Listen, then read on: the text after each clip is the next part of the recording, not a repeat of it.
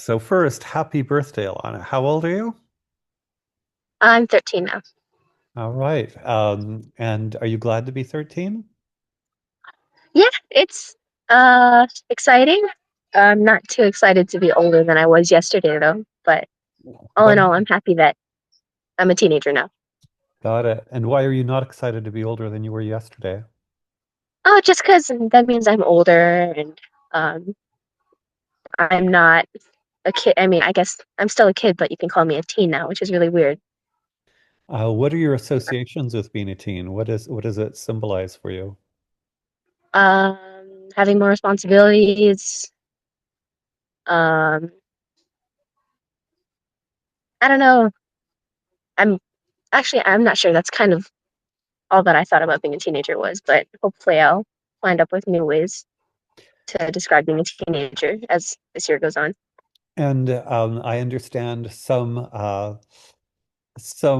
perhaps sadness at no longer being a kid, but are there good things about being a teen?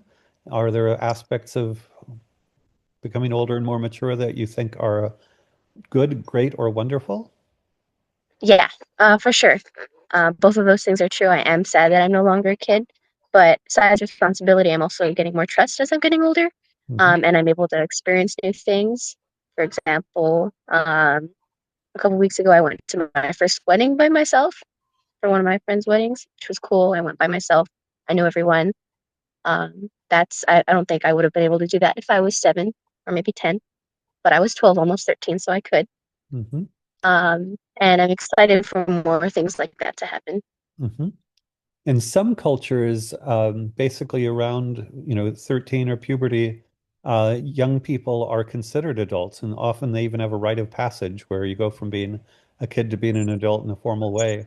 Does it seem, and in our society, usually we don't think of 13 as full-on adult, but does it seem weird that in some cultures you could be considered a young adult at your age? Or, uh, yeah, how does that sound? A little bit weird because where I live, I can't drive yet. I can't drink yet. I don't know if I can technically get a job yet, but I don't have a job yet, like an actual job. But I can see how in different communities being 13 means you're older and you have to help out everywhere. And right now I'm trying my best to help out, at least in our family. Hmm. Um, and I don't have any rite of passage, but um, yeah, I don't know if I'll have that one later. Got it. Well, Yeah, that sounds a little daunting. as at some point, it would be interesting to study different cultures to see how you're probably somewhat aware that there are many cultures that are very different than our culture. Do you have some awareness of other cultures and how different they can be? Yeah, I think so. I know I have forgotten to say traditional Hawaiian culture, but as recently as 100 years ago, there was still a very different culture among Native Hawaiians, and certainly 150, 200 years ago, radically different culture among Hawaiians. And then mostly, and it's a complex issue, but mostly that culture has been eradicated or dramatically changed. But, since you're part Hawaiian, it might be interesting at some point to study traditional Hawaiian culture, just see how different it was. And um, would you say some of your relatives in Hawaii very much identify as Hawaiian? Um, no, just because my relatives that live in Hawaii aren't part Hawaiian like I am, but I'm sure they identify somewhat with the land and where they're from, maybe not being Hawaiian themselves. Got it. And I'm only part, so I'm not the full thing. And is your father in contact with his Hawaiian relatives? Um, I'm not. He's in contact with relatives who have Hawaiian blood, but I'm not sure if we know personally any native people who are full Hawaiian. Got it. Okay. Well, maybe the connection is more tenuous than I had thought, but still, I would think there are lots of cultures. It's really interesting to look at different cultures. And yeah, since you're part Hawaiian, do you know what percentage Hawaiian you are? I'm sure I could do the math, but off the top of my head, I know I'm 1/32nd, so not a lot. Okay. Fair enough. Fair enough. Presumably your dad is double that on the order of 1/16th.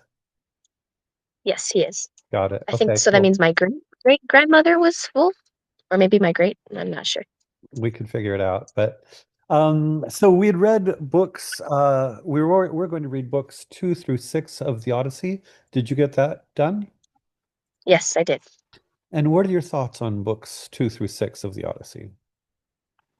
Well, we're entering the good parts. So I forget which book, but in one of the books, we focused on Odysseus on Calypso's island and how he was released by the gods. They decided that it's time for him to go home, make the journey home without Poseidon there, obviously. One of the interesting things about that book was how Calypso was complaining about how all like the different gods, for example, Zeus, he gets to cheat on his wife and like have so many lovers, but she doesn't get to keep Odysseus for herself, which I thought was interesting because that's kind of true. But in other, well, on the other hand, I'd like Odysseus to go home, so it's kind of a contradiction there, but a good point made by her, I think. Got it. And it's interesting you say we're getting to the good parts. I'm not disagreeing, but why would you say we're getting to the good parts in these chapters? Oh, just because now we get to see Odysseus move and do stuff No, rather than just focusing on Telemachus, who's a great character, but no, for you know, sure. Totally, totally agree. Yeah, and so you would like the fact, well, do you think that it's unfair of the gods to take Odysseus away from Calypso? partly because they get to have they get to have a lot of freedom and who they get to love and things like that, and then Calypso doesn't. But on the other hand, Odysseus also doesn't want to stay there. He wants to go home. Um, so who has the top priority, I guess. And in this case, they decided that it was time for Odysseus to go. I'm not. Um, I think it was Athena that persuaded them, because of their connection, and she did it while Poseidon wasn't there, Mhm. because him and Odysseus's connection. Mhm. But yeah. Yeah, I hadn't read this in a long time, and I agree with you that it's more exciting once we actually get to Odysseus.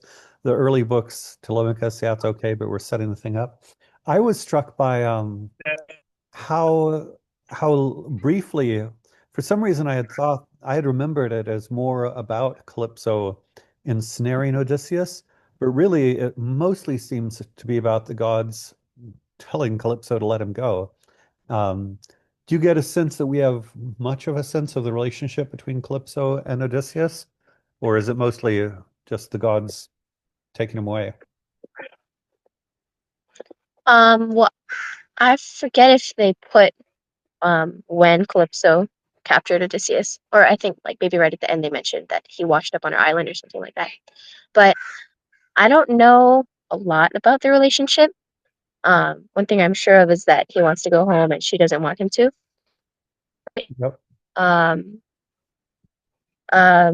but yeah, and then a lot of it is I think Hermes or some other god coming down to tell her that the other gods have decided that she needs to let him go and blah blah blah, make him a raft and things like that. Um, but we don't get a ton of dialogue between Calypso and Odysseus, so Hmm. it would have been cool if Homer had elaborated on their relationship, but that's okay. Are you interested in knowing about the relationships of Odysseus? Um, as a whole, or just his relationship with Calypso? To start with Calypso. Um, a little bit because he spent a lot of time there. I think it might have been like at least a couple years, if not the same amount as the Trojan War. Mhm. So, you know, they're bound to have spent some time together, even though he was probably lonely and moody and things like that because he wanted to go home. Totally. So I think it would be interesting. Hmm. And I can imagine somebody writing, it's a little bit like in modern times, people write fan fiction. People have written about, say, I'm 99% certain somebody's written on Odysseus and Calypso. And even if they made it up or they had to make most of it up, it might be interesting to find that. Just to jump around, something else that I was struck by is just how intensely rich the physical descriptions are. The sea broth and the roasted meat and actually the butchering of the animal. It's an earlier one where they slaughter the animal when for Telemachus. Do you like how, and does it, well, first, do you agree that the descriptions are very physical? And then do you like the detailed physical descriptions of everything? Yeah, I agree that it was pretty descriptive, and I enjoyed that because I got to form a more detailed image of what's happening in my head. Um, and yeah, I think it added a lot um, to everything. Just aside from the fact that I could actually see everything, it made me more more focused on the dialogue because since I could see everything, I could envision where the characters are and what they were saying. So I feel like it just helped with everything. Um, I mean, obviously, it makes the book a little longer and harder to read because there's a lot of description, but I enjoyed it for sure. And one thing that struck me this time through is I'd forgotten when they hide among the seals, the stink of the seals. Um, that seems very detailed. And I had not thought of seals stinking, but it sounds as if, I guess I think of good literature, often good books. You want to kind of almost feel the experience of being there. And I think smell is actually a really interesting thing. I had a student who wrote a book at TSE, and she had a lot of smells involved when she described situations, and it sort of made it very real for me. Um, yeah, do you like the kind of being there aspect? Yeah, I did, and I can tell you firsthand that steals do stink. They give off a very foul odor, and I agree. Reading about the different smells kind of set the tone for everything, Yeah. and just like the descriptive words, it added a lot. And then there was the butchering of the heifer. Have you ever seen an animal being killed or butchered? I haven't seen it being butchered. No, not firsthand. Do you think that that's something you could deal with, or that would be too horrible for you to deal with? I could deal with it. I mean, I eat butchered animals every day, so I guess I should like embrace it. I mean, actually, I've seen a fish cleaned, but I guess that doesn't really count because the fish is so small. Yeah, it's But like I don't think I would be too disturbed. Like my dad grew around that stuff, so I couldn't be anyways. there we go. I fish as a little bit. I grew up on a farm, and I've actually butchered animals myself. And of course, blood is blood. And the thing with fish is they don't really have blood in the same way. But Yeah, I've butchered cattle and goats and chicken and geese. And yeah, you kill them and they bleed. Uh, yeah, and with the heifer, they first killed it and then drained the blood out of it. And so it was talking about, as it were, sensual experiences, the sensual experience of butchering and killing, and then being delighted at the meat when you get to cook it. I assume you like meat. I love meat. Yes, Okay. Well, I actually respect your ethos that if you're going to eat meat, you should be willing to kill and butcher the animals. Um, for some reason, that strikes me as right as well. Anything else on this chunk of the Odyssey? Any thoughts on Nausicaa, for instance? um, no, I don't think so. Okay. In some ways, it feels as if it is still sort of setting things up.